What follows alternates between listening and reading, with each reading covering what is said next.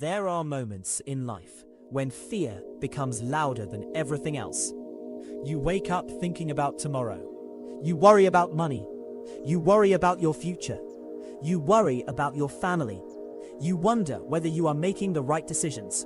And sometimes, even when everything around you looks fine, there is still something inside you whispering, "What if everything goes wrong?"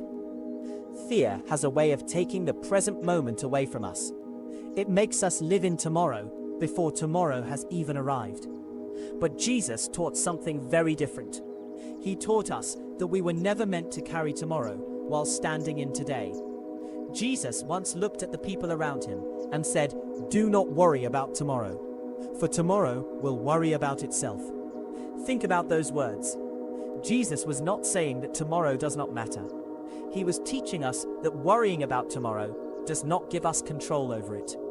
You can think about tomorrow for hours, but you cannot live tomorrow today.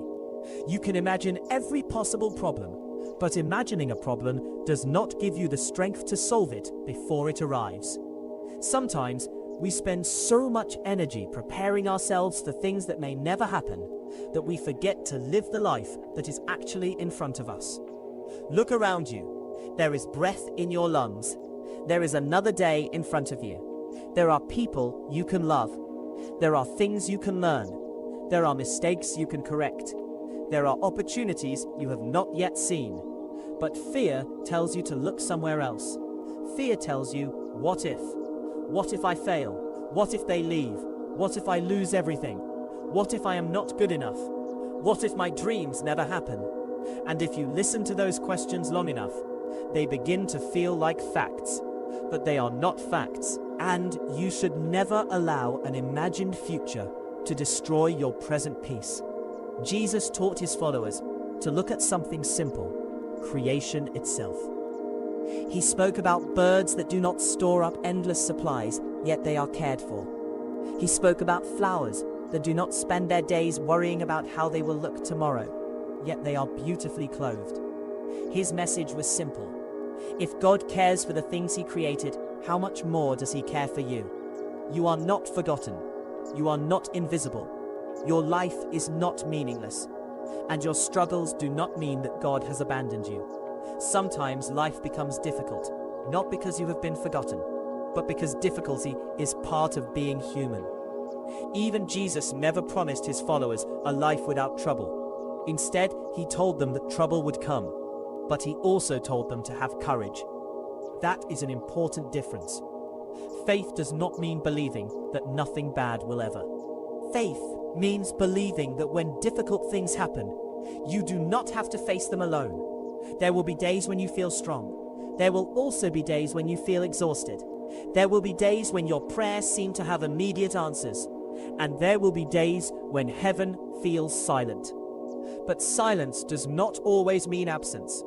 Sometimes you are growing in ways you cannot yet see.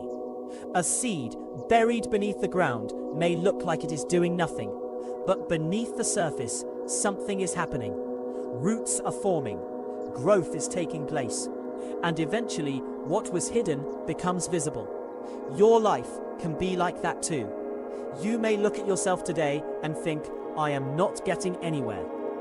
But you may not see what is happening beneath the surface. Your patience may be growing. Your wisdom may be growing. Your character may be growing.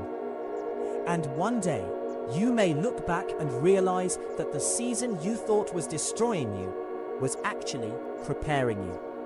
This is why Jesus taught people not to build their lives around fear. Fear wants you to freeze.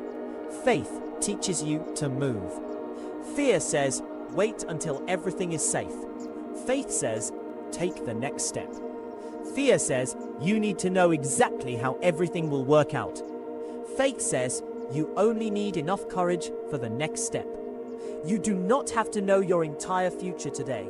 You only need to be faithful with today. If you have a difficult decision in front of you, take the next honest step. If you have made a mistake, take the next right step. If someone has hurt you, choose not to become the same kind of person who hurt you. If you are struggling, ask for help. If you have failed, learn from it. If you have lost your way, begin again. Beginning again is not weakness. Sometimes, beginning again is one of the strongest things you can do. Jesus repeatedly taught people that their value was not determined by what the world thought of them. The world often measures people by money, appearance, popularity, achievements, followers, possessions, and status. But Jesus looked at people differently. He looked at the heart. He spoke to people others ignored. He welcomed people others rejected. He forgave people others condemned. And he reminded people that their worth was greater than the labels placed upon them. So if you have been measuring your value by your achievements, stop for a moment. You are more than your achievements. If you have been measuring yourself by your failures, stop. You are more than your failures.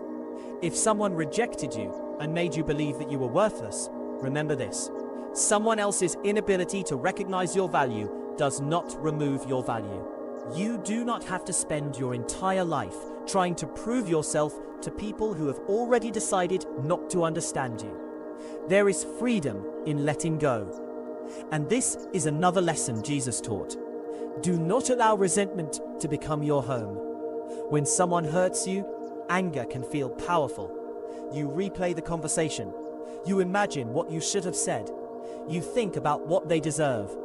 And slowly, without realizing it, the person who hurt you begins to occupy space inside your mind every day.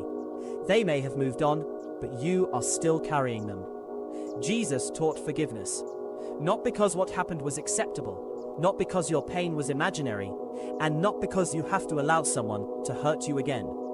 Forgiveness is about releasing the weight. It is about saying, I will not allow what happened to control who I become. You can forgive someone and still establish boundaries. You can love someone and still walk away. You can wish someone well and still decide that they no longer belong in your life.